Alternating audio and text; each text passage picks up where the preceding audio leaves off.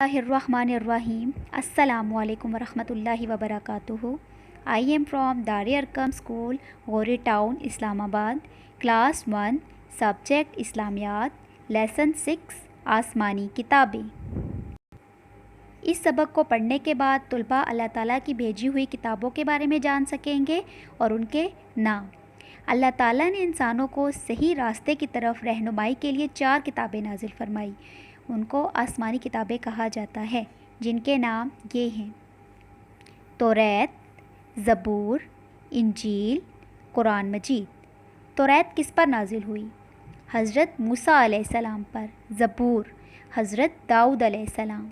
इंजील हज़रत ईसा अलैहिस्सलाम. और कुरान पाक हमारी आखिरी किताब, ये अल्लाह ताला की आखिरी किताब है जो हज़रत मोहम्मद सल्लल्लाहु अलैहि वसल्लम पर नाजिल हुई. कुरान पाक के अलावा कोई किताब अपनी असली हालत में मौजूद नहीं है. कुरान मजीद की 114 सूरतें हैं और 30 पारे हैं.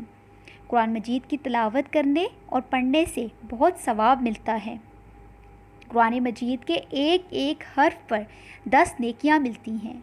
और कुरान मजीद का मकसद ये है कि हम अपनी ज़िंदगी को किस तरीके से गुजारें. अल्लाह ताला ने कुरान मजीद में एक एक बात बता दी गई है. कुरान पाक को पढ़ने का भी बहुत सवाब है और इस पर अमल करने का भी बहुत सवाब है. आप सब बच्चों ने कुरान पाक की तिलावत करनी है, ठीक है, और इस सबक को बहुत अच्छा सा रिवाइज़ करना है. होपफुली आप सब लोगों को समझ आ गई होगी. Stay blessed. अल्लाह हाफिज़.